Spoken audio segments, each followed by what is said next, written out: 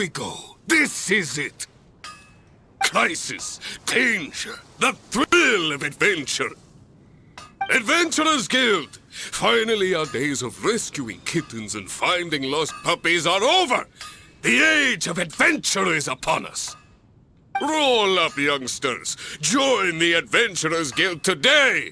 In this time of great upheaval, we must rally together, take on the dragon, and save our great city of Mondstadt! What? What? The Storm Terror threat is resolved? I missed the acting clanmaster's speech? Storm Terror should have put up more of a fight. We didn't get to join in.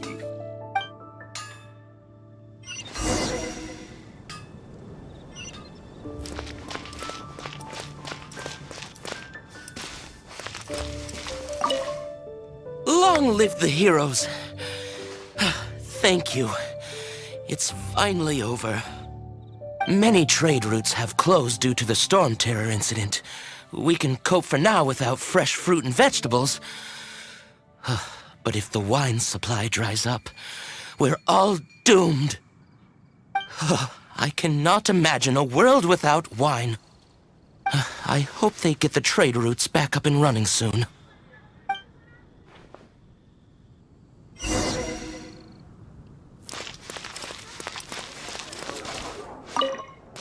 So Storm Terror's true identity is Dvalin, one of the Four Winds. We never should have forgotten his past sacrifice for Mondstadt. Every cloud has a silver lining. We're fortunate that our relationship with the Dragon of the East didn't sour past the point of no return. For that, we have you to thank, and Jean for her unfailing devotion. As long as we have the Knights of Favonius, peace and freedom will prevail in Mondstadt.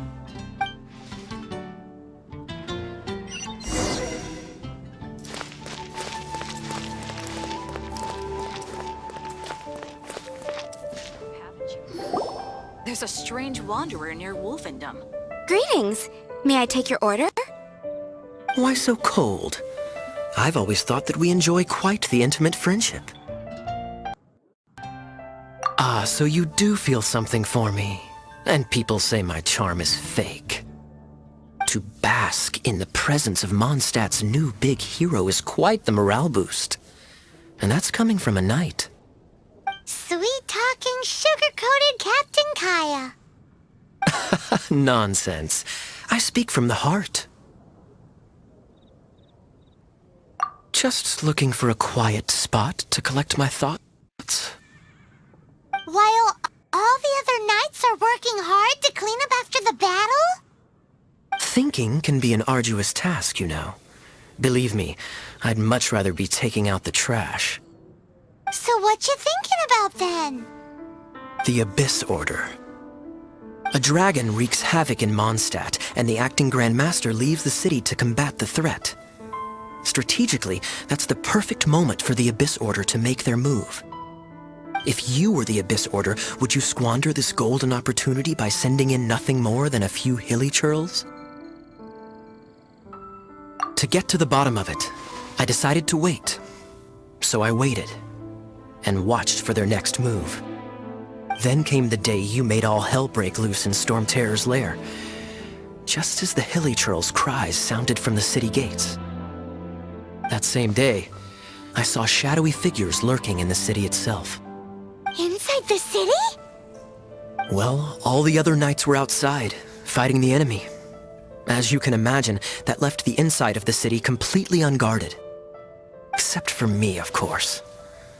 And so I approached the Abyss Order infiltrators for a bit of, let's call it fraternizing.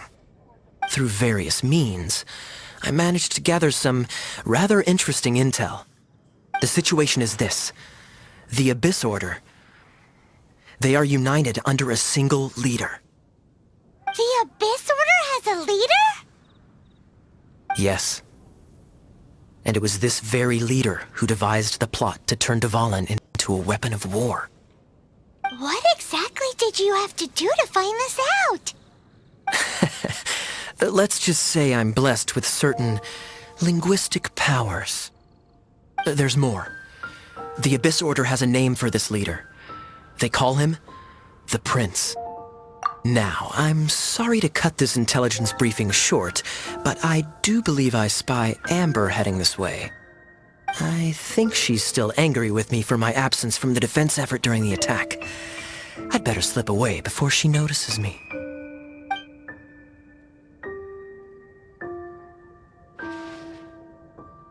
One minute I see Kaya, the next he slipped away. Clear sign of a guilty conscience. Are you sure? Because that sounds like exactly what he'd say to talk himself out of trouble. But let's forget about him. I worked super hard today, and my tummy's rumbling. Let's order. Hi, Sarah. 1 sticky honey roast, please.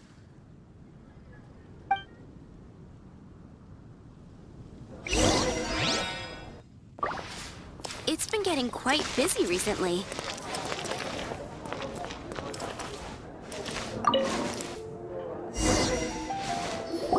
So, now the Storm Terror threat is behind us. What are your plans for the next step? Paimon thinks it's time to leave Mondstadt and keep looking through the 7 nations until we find clues about his sister.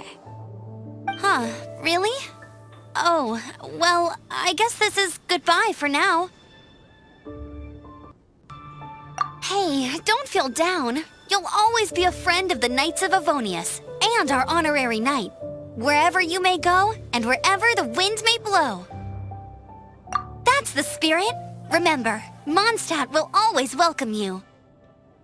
All right, now let's eat before it gets cold.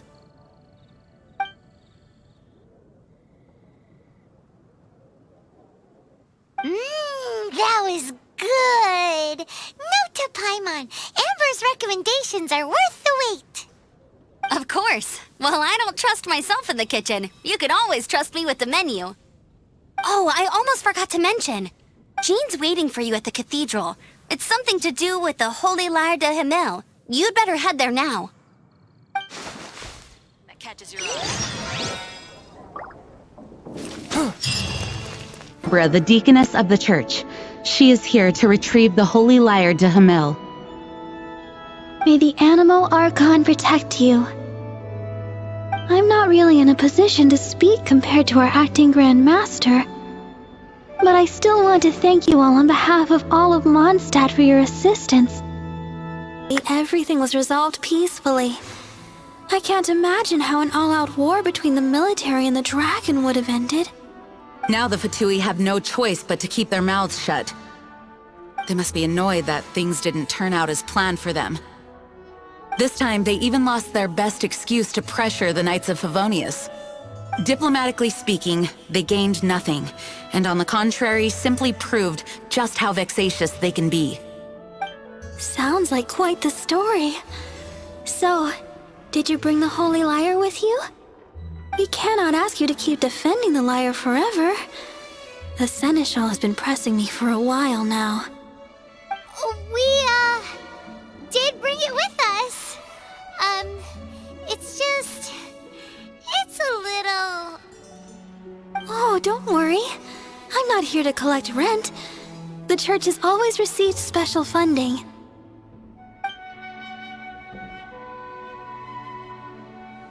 The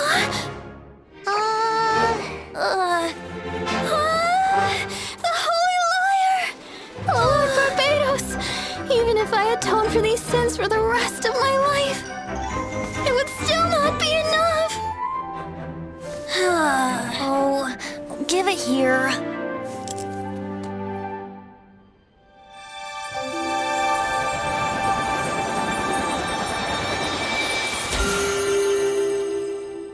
How could this Holy Lyre, but how? Huh? Let Paimon see! No. I don't know how you managed to fix it, but you'll never touch the lyre again! We, really should get going. That trick I used to repair the Holy Lyre. I mean, the magic I used isn't going to hold forever, you know. What? Tone deaf, Bart! Hey, don't go!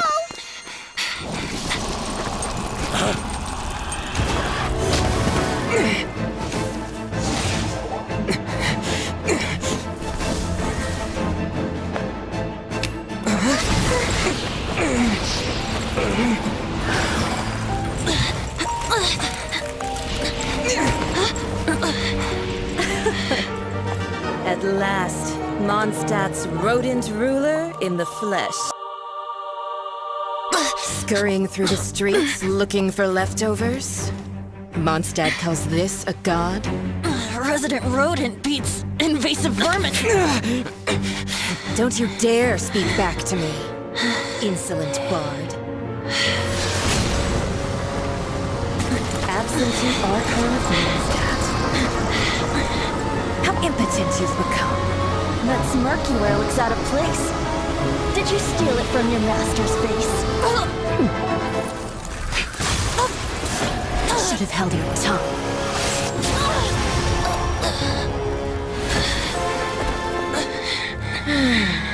So, this is a gnosis. Wouldn't be caught dead wearing this ugly thing in public.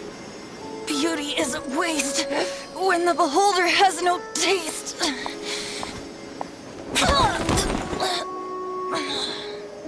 Venti! Well, we have what we came here for. Come, before our dear Favonian friends arrive. Leave nothing for them to find.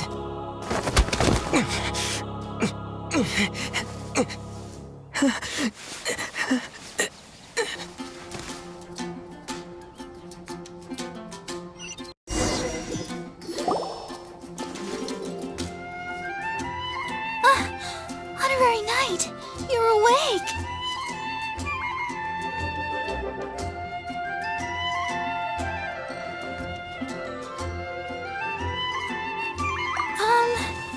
I wouldn't say he's alright, exactly. I found you lying unconscious outside the cathedral and used my elemental powers to heal you. That bard awakened first, but strangely, my healing powers had almost no effect on him. This is the first time I've encountered such a patient, but he just said it's completely normal, and then got up and left the cathedral. He left? Already? Where'd he go? The symbol of Mondstadt's hero. That's what he said. I wanted to stop him, but I mean, Master Jean, said to let him leave. How strange. Paimon remembers Venti healing under that tree before. It's probably due to the connection between Windrise and the Animal Archon. Master Jean has figured it out as well, but we can't tell Barbara.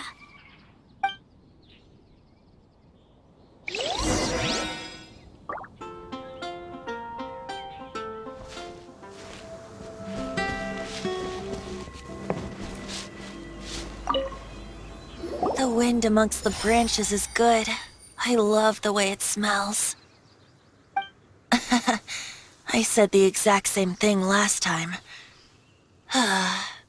Why do I only say these things when I'm down on my luck? So you noticed. This isn't something I'm meant to discuss with ordinary people, but I suppose I can let you in on the secret. As you know, visions are external magical foci that only a small minority of people possess. They use these visions to channel elemental power. In truth, every wielder of a vision is one who can attain godhood and ascend to Celestia. We call such people allogenes. Allogenes? Paimon's never heard of them before. That's because this is a secret that only Archons are privy to. We don't need primitive tools like visions. Instead, each Archon has an internal magical focus that resonates directly with Celestia itself, known as a gnosis. It's just a glowing glass ball I carry around to avoid suspicion.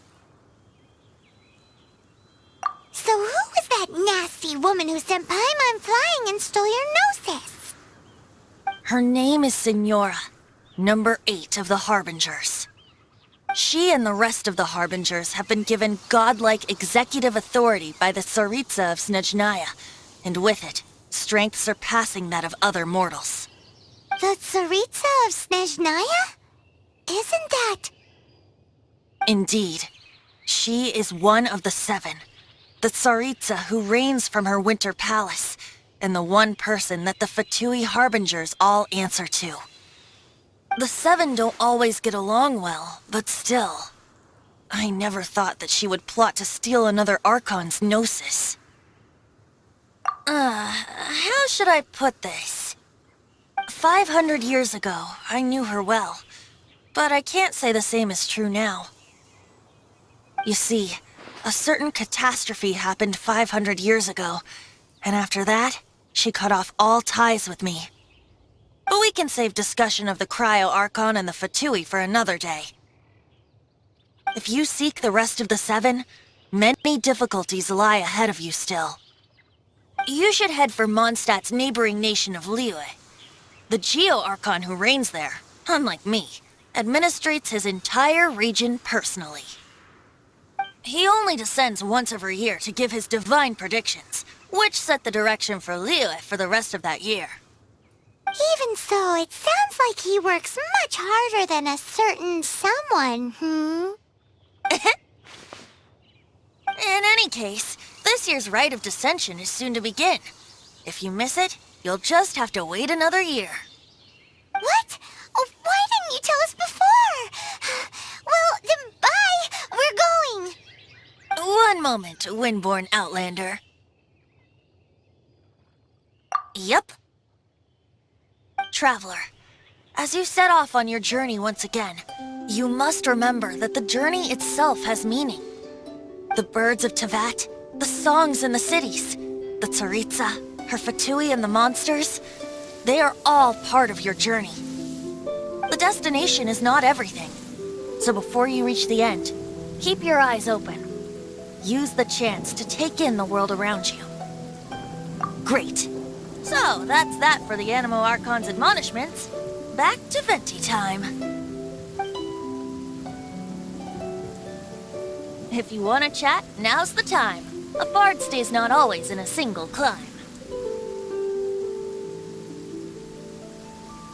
As I said before, vision wielders are known as allogenes and may ascend to Celestia.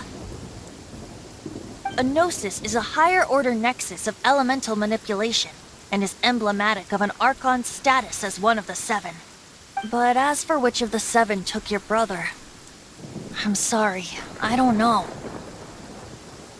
Wait, as one of the Seven, I'm not clear of suspicion yet either, am I?